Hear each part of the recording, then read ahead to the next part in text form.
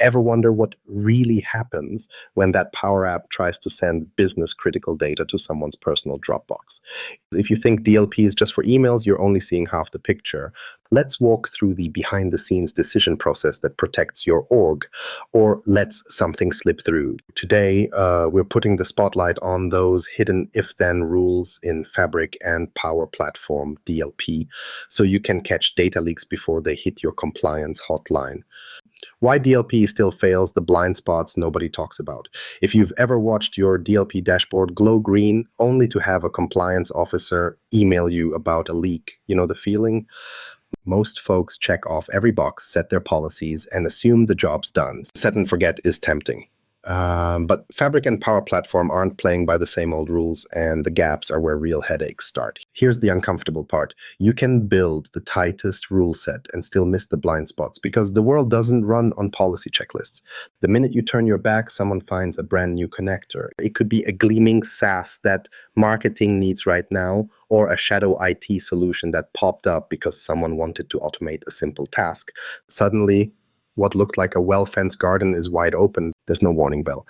Most DLP policies are built around what's already in use, existing email rules, known platforms, common connectors. When Power Platform or Fabric introduces a fresh connector or integration, it can quietly slip into your environment like it was always supposed to be there. Admins review new connectors occasionally, but the truth is most businesses add them way faster than anyone reviews risk. Shadow IT isn't just a buzzword for rogue USB sticks. With platforms like Power Apps making it easy for anyone to build a solution, business teams are wiring up apps and automations on the fly. Their goal is speed and results, not risk reduction. If you've never checked which flows connect between business and personal accounts, you might be shocked by what's humming in the background. Someone links their Power App to a personal OneDrive or Gmail, and sensitive data quietly slips out the back door while your DLP scanner is still looking at outbound email. A personal favorite, and not in a good way, is the finance app that looks innocent but is sharing reports to someone's Dropbox. It happens so fast you don't see it until the wrong set of eyes gets an invoice or a payroll export. These are the "it won't happen to us" stories you hope to avoid, but they're everywhere. Research over the last few years has started confirming what many admins already guessed. The leak rarely sneaks out through the obvious major channels. Instead, it trickles out through connections no one mapped, integrations that seemed harmless, or flows built 6 months ago by a team that's already moved on. There's another underappreciated wrinkle here: environments. Organizations spin up multiple Power Platform or Fabric environments for dev, test, and production. That's best practice, right? But data moves between them more often than anyone thinks. When someone exports data from production into a lower environment for testing, what's monitoring that flow? If those environments aren't governed equally, you've just built your own gray zone. The old assumption that policies cover everything inside the platform falls apart the minute data lands in a half-locked sandbox or low-priority dev workspace. Admins predictably focus on the obvious paths. Email, locked down, known risky connectors, grouped. But those little handoffs where business data slides from one approved platform to another before stepping outside are where the trapdoors hide. Many policies assume all business-grade connectors are safe, but that breaks the moment a custom connector built last quarter for a side project punches a hole you never noticed. Or someone in HR uses a business-grade connector that quietly supports public API calls out to the internet, bypassing the data boundary you thought was solid. The trickiest part? Most of us learn about these risks retroactively. If you've ever had an internal audit produce a data flow report that didn't match your beautiful DLP configuration, you know exactly what I'm talking about. The audit doesn't care how many controls you set. It cares about where the data actually goes. The disconnect hurts the most when the data is only a hop away from a personal account or unmanaged service, and nobody realized it until the records request lands on your desk. The risk isn't where you expect it, so finding it in the dashboard is almost impossible. The ugly truth is that the real leak is almost never the one blinking red in your policy summary. It's that invisible connection hiding between the official and the forgotten that lets sensitive info walk out without a trace. Fabric and Power Platform make it incredibly easy for non-IT users to stitch tools together, so a DLP policy built on last year's connectors isn't really protecting against today's risk. You might be thinking, great, so where do I even start? Spotting these hidden flows means changing how you look for them. Instead of combing through policies hoping to spot a missed checkbox, you need a way to trace how data is actually moving, who is connecting what, where it's ending up, and which connectors are even in use across environments. The biggest win comes from mapping those gray areas you never mapped before. Because until you see every flow between those platforms and connectors, you're only seeing half the blind spots that actually matter. And that brings us to the next challenge. How can you spot and map these invisible flows, those harmless connections, before someone else catches them for you? Mapping the maze, if-then scenarios that make or break your policy. Let's throw out a scenario. You've got a Power App, and what it does is business critical. Maybe it processes payroll, maybe it tracks customer invoices. Now imagine a user adds their personal OneDrive as a connector. At first glance, it seems innocent enough. They just want to save a backup. But what's actually happening under the hood? The app suddenly turns into a bridge, one side anchored in your carefully guarded business environment, the other dangling over a personal cloud account that you have zero control over. Your DLP policy should jump in and slam the brakes, right? Here's where most of us realize that the maze isn't mapped nearly as well as we thought. Across Fabric and Power Platform, every connector, whether it's built-in, custom, or something the marketing team picked up last week, introduces a decision point, and not all of them are obvious. The DLP policy engine tries to treat these like a binary, allowed or blocked, business or personal, but reality introduces about a dozen shades of gray. If you've worked with these systems, you know that small unchecked gaps in logic add up fast. For example, let's say a developer creates a Fabric workspace and, as a test, exports live customer data using some third-party connector to an external SaaS they're trialing. Was your DLP set up to even recognize that connector as a risk? Many aren't, and the first sign of trouble is after the data's already been shipped out. The challenge compounds when environments overlap. Dev, test, prod, everything is compartmentalized except when it isn't. Maybe you're thinking, I locked down prod, the rest is for play. But what if a copy of customer data finds its way into that lightweight dev environment, and then a connector marked as benign or simply missed in the policy review opens up to the outside? The if-then path starts to unravel quickly. The DLP logic tree should in theory catch any data movement from a protected environment to an unmanaged connector, but we know few policies are that precise. Most admins working under pressure create policies that reflect what they see in front of them. Block Gmail and Dropbox, allow SharePoint and Teams, maybe throw in a few custom restrictions. But what about those connectors that fly below the radar? A custom SaaS integration, a connector built for a quick proof of concept, or simply a new Microsoft connector that dropped as part of an update. These are the cracks where data slips through. The logic tree in most environments isn't reviewed nearly as often as new connectors are added. And unlike mail flow rules, these aren't always self-explanatory. They might look business-friendly on the surface, but underneath they can transfer more than you bargained for. Here's another angle. Most DLP configurations treat connector groupings as a checklist item. Mark as business data only sounds fine until a custom connector or an unfamiliar SaaS shows up. Now you're relying on naming conventions and default Microsoft templates, which might not even remotely match your business's actual footprint. The if-then chains get longer and more unwieldy. If a connector is marked business data only, does that mean it's blocked from personal use? What happens if the definition of business changes when marketing finds a new cloud tool? If the policy hasn't been tested, it's all theoretical security. Missed triggers are another reason these scenarios cause real headaches. Most DLP tools prioritize alerting on known risks. But if nobody's mapped the logic for a new connector or cross-environment transfer, the first notification you get is when compliance finds the trail. Sometimes there's not even an alert, just a quiet leak that continues until someone asks where last quarter's payroll file went. Research keeps showing that organizations rarely simulate these cross-boundary scenarios before something goes sideways. The feedback loop is slow. Many admins find themselves troubleshooting after learning a policy didn't act soon enough or missed a subtle edge case. The admins who have the fewest data loss horror stories aren't just playing whack-a-mole with new services. They treat every connector, especially anything new or custom, as a potential question mark. Instead of waiting for something to break, they create if-then mental mental maps. If a user tries to connect export payroll data to a new SaaS, will the policy stop it? If not, why? If a Fabric workspace is granted access to an external storage location, what routes can that data take? And are any unmonitored? These admins review the actual business workflows, not just the list of available connectors. So when the business adds a tool, they're asking the right questions before flipping a switch. In the end, the meat of your DLP story isn't what's on the official policy sheet. It's buried in these messy, real-world scenarios where a single overlooked option in a logic tree lets company secrets stroll out the side door. The more you anticipate these if-then moments and test them the same way your users would, the stronger your data controls become. But catching every leak isn't just about building walls. It's about identifying which walls you actually need. Because until you focus on the connectors that truly matter to the way your teams work, all the logic trees in the world won't stop the wrong exit. And that opens up a whole new layer of challenge, sorting out which connectors actually deserve your attention in the first place. Connector classifications, sorting signal from noise.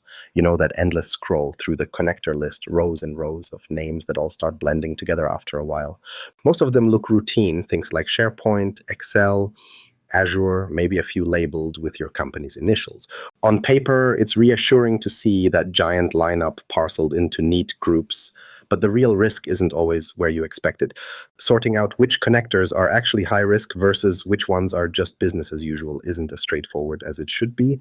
That's where most teams take the wrong fork. The truth is, every environment is stuffed with dozens of built-in and custom connectors. If you've ever tried to keep track of what's actually plugged in and moving data, you know how quickly the settings turn messy. Part of the challenge is that connector management always starts off organized, a solid plan, some rules, and firm intentions. Then the business moves faster than IT can keep up.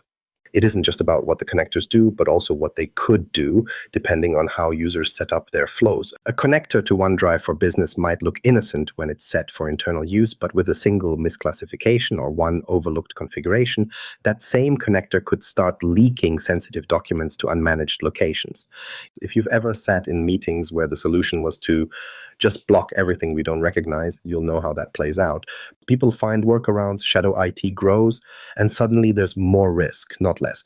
You want to avoid stifling productivity, but every unchecked box feels like a potential hole. Some admins try to lock down anything outside the core Microsoft ecosystem, SharePoint and Teams in, everything else out. But that's rarely enough. Here's a real story.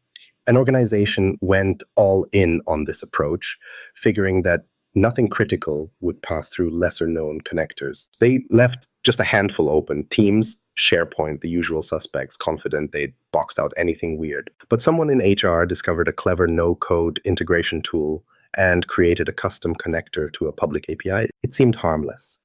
Weeks later, they found out that HR data was quietly leaking, not because it was a known risk, but because no one considered the custom connector as anything more than a side project.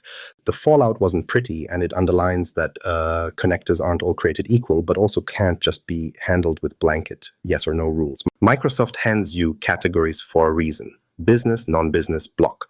On paper, those categories should simplify your life.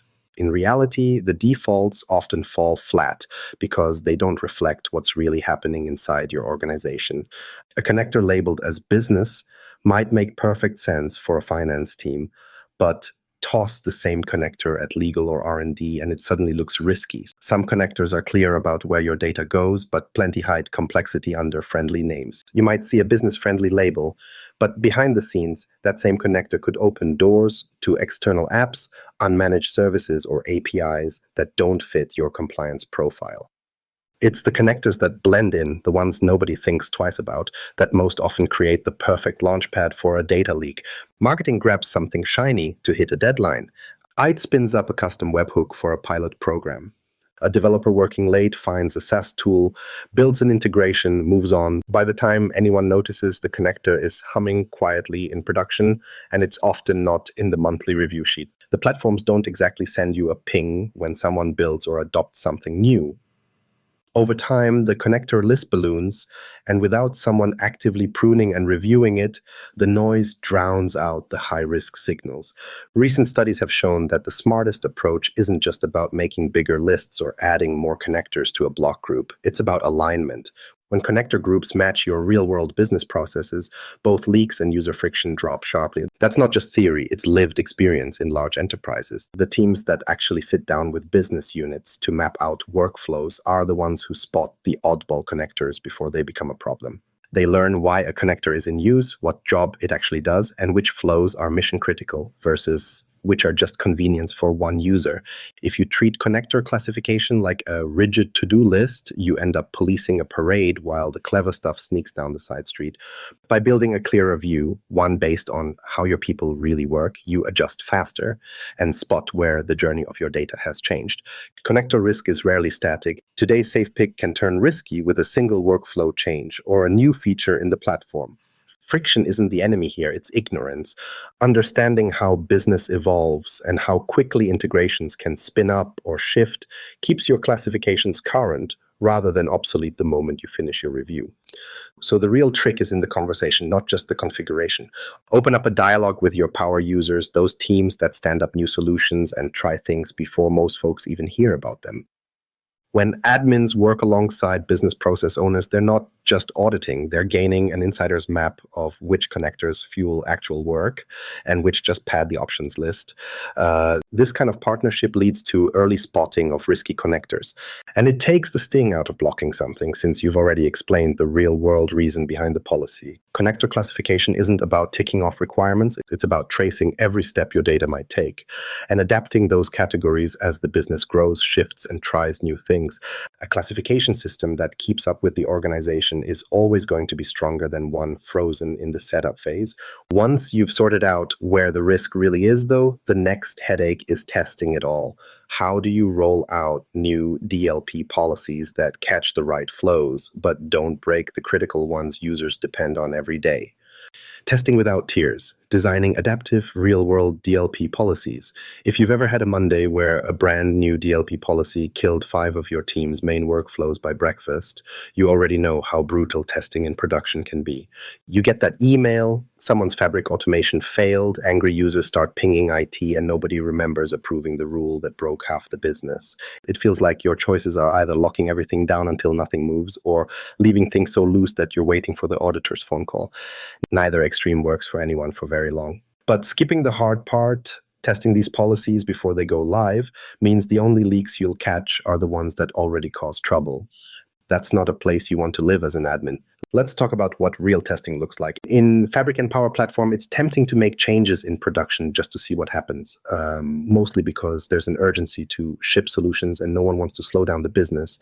But if you've ever flipped the switch on a new rule and watched exports, approvals, and notifications all grind to a halt, there has to be a smarter way to find balance. One scenario comes up all the time. A department automates customer report exports in Fabric. The business needs the automation. It's saving hours every week until your fresh DLP blocks it because the logic sees it as a data exfiltration risk. Now you're stuck. The export is business critical, but the policy says, nope, who gets the override? What's the workaround? That's the real tension. Business runs on these unseen flows, and DLP doesn't always know the difference between a leak and a lifeline. Skipping tests is fast, but it's also the quickest way to miss the leaks that matter. What makes it all more complicated is how policies can have side effects you never planned on. Set your conditions too strict and users look for ways around them. Too loose and you end up with a stack of incident tickets on your desk. The goal isn't just to pass a checklist, it's to keep the workflows people rely on moving smoothly while catching the things that you can't afford to let out. So how do you get there? Research and field experience both back up that staged rollouts, beat big bang deployments nearly every time. It looks like this. Instead of switching everything at once, roll out new policy changes to a smaller group of pilot users. With targeted monitoring, actually watching the logs, measuring what fails, and following up with users in real time, you spot policy conflicts while they're still manageable. The difference is that users experiencing issues are real people with actual tasks, not theoretical test cases no one's ever needed. Analytics are the next level. Fabric and Power Platform both supply rich activity logs, and you'd be surprised what you see when you start to really watch them.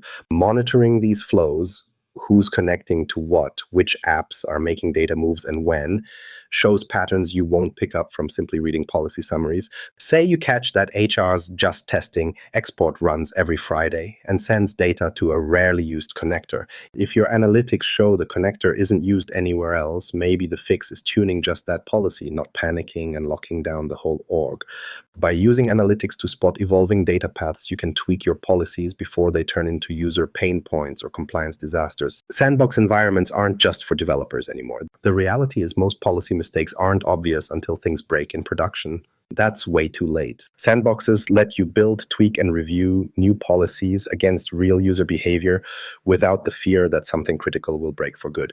You can simulate legitimate business activities, export test data, try the connectors, run the flows, and see what the rules catch versus what gets through.